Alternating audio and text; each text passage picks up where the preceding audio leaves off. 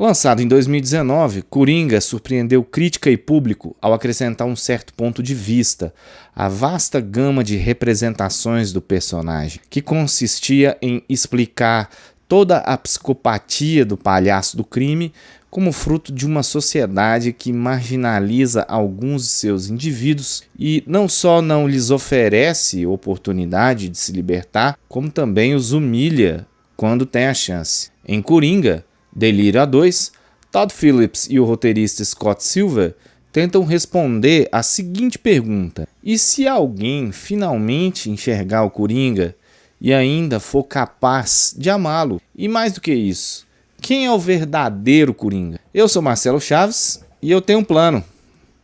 Fique comigo, que eu te conto como o filme tentou responder a essas questões. When I first saw Joker, when I saw you, The whole world's mine with you. Em Coringa, Delírio a 2, o Arthur Fleck, interpretado por Joaquin Phoenix, está preso lá no Arkham State Hospital 2 anos após os acontecimentos passados no primeiro filme. A advogada Marianne, vivida por Catherine Keener, o prepara para o julgamento de seus crimes, que vai ocorrer em breve.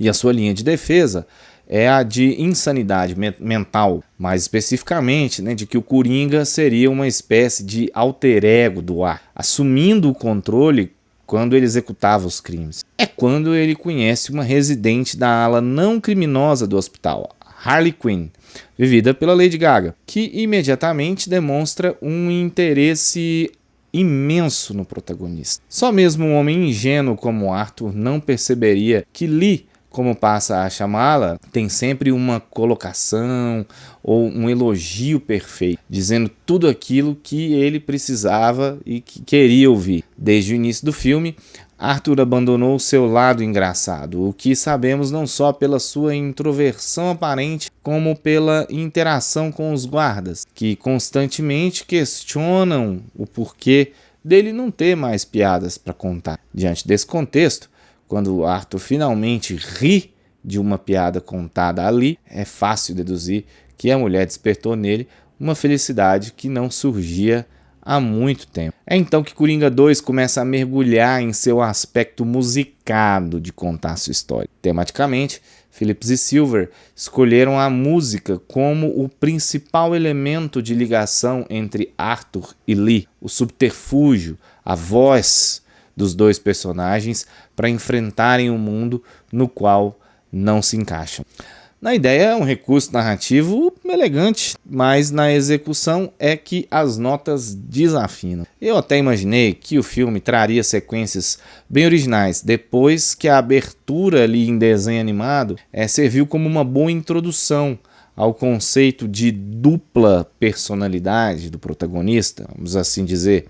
Mas, infelizmente, não foi muito mais do que aquilo. Para que um bom musical funcione, eu vejo 2 pontos fundamentais: as canções e a montagem. Por mais que o longa traga boas canções, poucas são contagiantes ou intensas a ponto de envolver o espectador. E tudo bem se essas sequências musicais entregassem o tom necessário através do seu aspecto visual. Só que não é o que acontece aqui. Olha, imagina só que a cada número musical você vai assistir a um pequeno videoclipe inserido dentro daquela narrativa maior. Então é como se nós, espectadores, por um momento que tem a duração daquela canção, fôssemos transportados para um universo paralelo ali dentro do filme. Coringa 2 não consegue atingir esse objetivo na maioria das vezes. E ainda mais porque o Phillips escolhe colocar os personagens cantando livremente em inúmeros momentos, seja em continuação a algum diálogo ou enquanto eles estão caminhando de um lugar para o outro, o que torna a experiência por vezes entediante, vai tirando o brilho dos números musicais e aí acaba por generalizá-los. Sem falar que apenas Arthur e Lee cantam no filme. E se por um lado isso tem uma razão no aspecto narrativo bem óbvia e até justificada, por outro lado gera um certo desgaste ao vermos sempre as mesmas figuras e praticamente o mesmo tema em todas as canções interpretadas. Para não ser injusto, há um par de cenas ótimas, tanto musicalmente como visualmente falando, inclusive uma delas, para mim, é a melhor do filme. E aí vale ressaltar também que os dois atores que reinterpretam canções antigas aqui, não são canções originais pro filme, estão ótimos. O Phoenix, né, no caso, elogiar a Gaga nesse sentido aqui é chover no molhado. E já no quesito atuação, a atriz não tem muito o que fazer com a sua Harley Quinn sendo apenas uma figura unidimensional, cujo propósito é motivar o protagonista ou servir como par para as dezenas de cantorias ao longo do filme. Keener, interpretando a advogada Marianne, demonstra um afeto quase maternal com relação ao Arthur, seja protegendo dos abusos dos guardas, seja demonstrando serenidade mesmo quando o cliente aparece fora de controle. E aí aqui o roteiro acerta, quando faz com que o Arthur não reconheça nela tal figura, já que o seu conceito de maternidade é algo completamente deturpado. Por outro lado, eu não gosto da composição do Harry Lottie como promotor, que demonstra uma arrogância injustificada, sei lá, como se considerasse tudo aquilo uma perda de tempo, né? E isso não faz nenhum sentido, tamanha a exposição em cima do julgamento. O Phoenix, mais uma vez, traz um Coringa fascinante, confortável no papel, depois da performance brilhante do primeiro longa. As inflexões na voz, a forma como ele treina as expressões que ele pretende usar no tribunal, são ali alguns ótimos exemplos de como o ator já conduz o personagem com uma imensa naturalidade. Melhor ainda quando ele interpreta dentro do próprio personagem, né? A gente vê num determinado momento ele tentando convencer pessoas ali ao redor dele de que ele está são, para logo em seguida ele cair numa provocação e aí isso resulta numa ação completamente catártica. Então essa capacidade que o Phoenix tem de transitar entre essas facetas de uma forma quase que contínua permanece intacta aqui no segundo filme. E sem ela, eu creio que seria impossível contar a história da forma como os produtores imaginaram. Pois enquanto a trama não está focando, né, no vai e vem ali do casal e as suas intermináveis declarações de amor musicadas, vários conflitos surgem em decorrência dessa tentativa de dissociar o Coringa do Arthur Fleck, inclusive entre o próprio casal.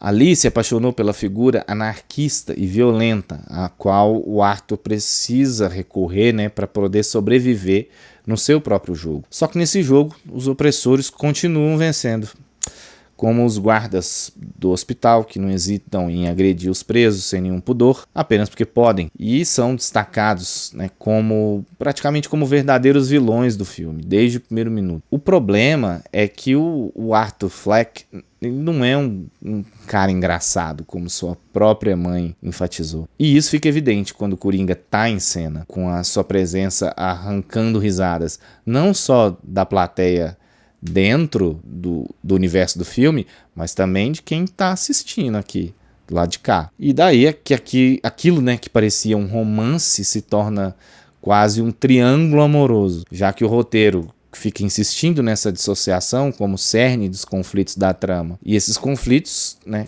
quase nunca também são bem desenvolvidos. Tem uma série de fatos que vão surgindo e desaparecendo e sem que suas consequências sejam realmente vistas, o que faz com que o filme se torne praticamente uma sequência de acontecimentos que não vão de fato para lugar nenhum, embalados por 2 ou 3 bons números musicais que necessariamente agregam algo, enquanto o resto parece ser um toca-discos que é ligado a cada, 10 minutos, como se quisesse ficar nos lembrando: ei, olha, esse filme é um musical.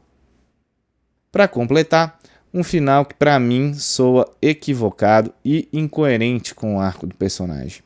Enfim, a continuação de Coringa poderia entregar uma verdadeira ópera em vista de sua premissa, de certo modo original, mas tirando ali os seus tenores, em um ou outro instrumento, é só uma orquestra monótona e sem harmonia. Diga nos comentários o que achou e considere deixar aí aquele like e se inscrever no canal, certo? Um grande abraço.